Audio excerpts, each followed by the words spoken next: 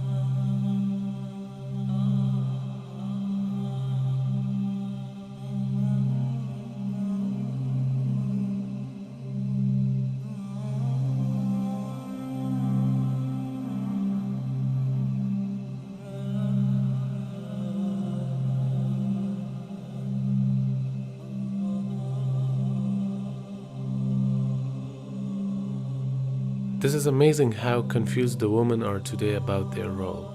And they are confused because massive efforts are being done under the name of feminism in order to cause this confusion among the people. And as a result, the marriages and families, the primary building block of social and moral order, are in shambles. Much of this is laid at the feet of feminist movement, because it has overturned the thinking of women so dramatically that they have forgotten their real precious value and important responsibilities that are given by their creator. What the public sees about the feminism is that women want equal pay and they want to be free from certain social strictures. And we may think it's a movement for stopping violence against women, but the real agenda is much more serious.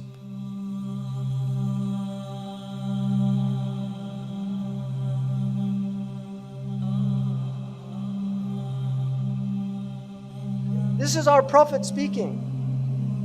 And he said, you will see Mirka Subyan, young people having massive wealth. Like Zuckerberg is a multi-billionaire before he was 30. And you will see Mu'amaratun Nisa. You'll see the movements to corrupt the women.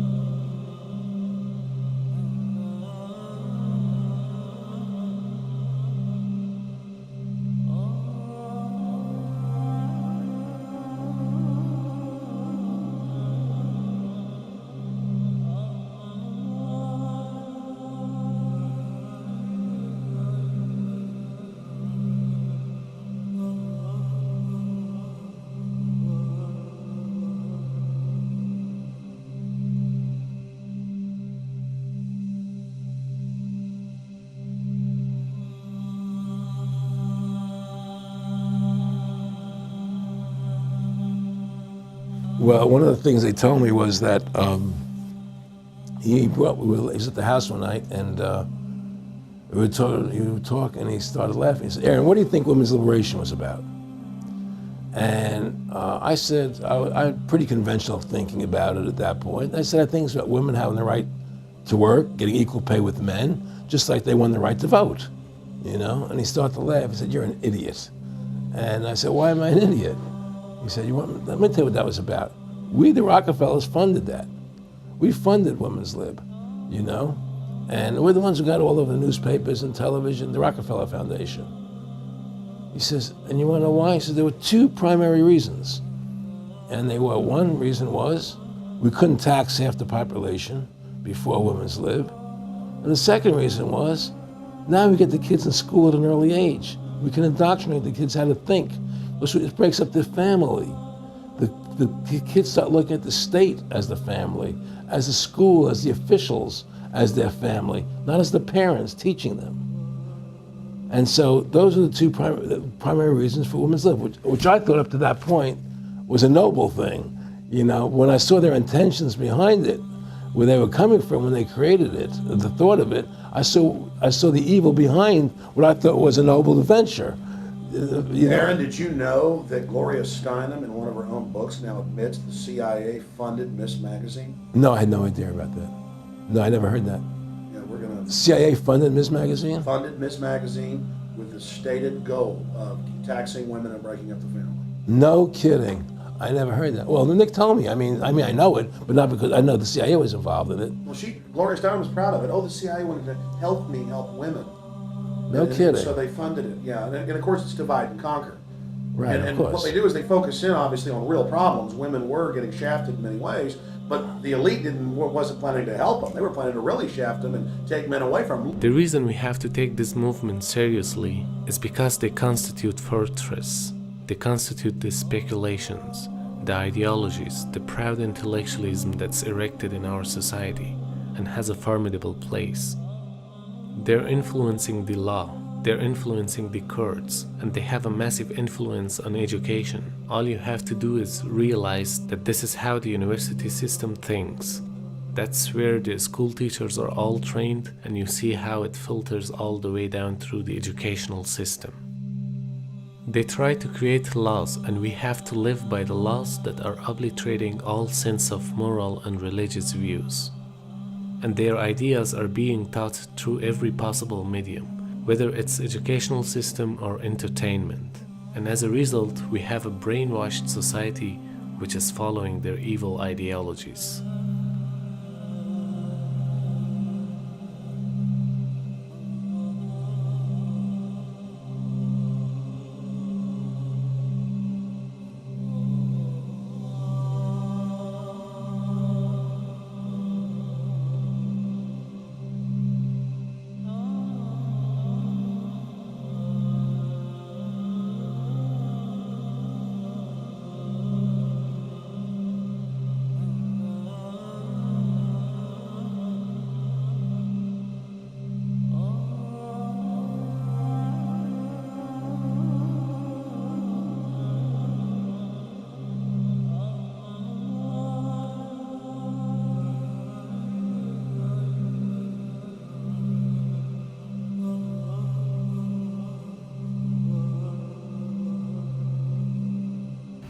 $1,400 years ago, in the 7th century, Prophet Muhammad sallallahu alaihi wasallam had stated in his farewell address, Khutbatul Wida', he had said there in that khutbah, Ya ayyuhan nas, ala inna rabbakum wahid. O people, your Lord is one. Wa inna abakum wahid. And your father is one. Ala la fadla li Arabiyyin ala a'jamiyyin. By Allah, there is no superiority of an Arab over a non-Arab. Wala li'ajamiyyin ala Arabiyyin, or for a non-Arab over an Arab. Wala li'ahmarin or ahmara ala aswada. And there is none for whites over blacks. Wala li'aswada ala ahmar, nor for blacks over whites. Illa bittaqwa, except based on the fear of Allah. This statement 1,400 years ago is a statement of civil rights, a statement of equality, which was only reached by Western civilization in the 19th and 20th centuries. So we have a different background. Our laws are divinely revealed laws, revealed by the Creator of this world and everything in it. That khutbah or speech which Prophet Muhammad ﷺ gave as his farewell speech 1,400 years ago, you will not find in any civilization from the 7th century all the way up until the 20th century where a clear statement of equality and opposition to nationalism and tribalism is there. You will not find it. No matter how hard you search in all of the European countries, countries of the Far East, Near East, it's not there.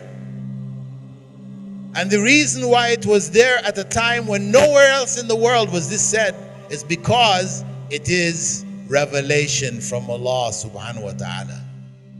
That's why it could be found 1,400 years ago when nobody in the rest of the world was thinking about this. So when we look at the issues of feminism, we have to look at them from this perspective, that Islam has already given us the foundations for women's rights. They're all there. Women's rights which benefit them, they're all there. No ideology, no political movement, no army, no civilization, no culture has ever given women rights on the ground like Islam gave. Women were being buried alive, the young girls were being killed in infancy. There was no rights. Women were chattel in all societies, including European society. They were slaves. They could be bought and sold. They had no rights. They could be killed. And then when Islam came, it gave them equal rights under the law. It also showed clearly that a woman has a soul. Now this might sound strange. And Allah subhanahu wa ta'ala tells us, Kullu nafsin bima kasabat rahina. Every soul will be held responsible for its deeds. Now that might sound strange. Why are we saying women have a soul? We understand that. But the Christian church in the 20th century was asked, do women have souls? And many of the priests and ministers said, no. They're soulless creatures. Up until the 20th century. Islam also gave property rights to women. That she can have her own property. That the mahar, this dowry, which is supposed to be an amount of wealth that has some meaning to it, not necessarily something just symbolic, not a trifling thing, not a bribe for the father, but something which is of meaning, that is the property of the woman. And Islam established these property rights. And so, up until today, she has the right to her own property. And she has the right for her own bank account. She doesn't have to put her money in her husband's account. It also said she doesn't have to take the name of her husband. She keeps her own family name. She has her own father and her own mother. But the reality is, the constant stress in this is on independence. That these are two individuals who are married together, zawjain. When zawj is being used, it is a companion. It is zawjain, two companions who complement each other, whose qualities should not be struggling and fighting against each other, but should be complementing each other.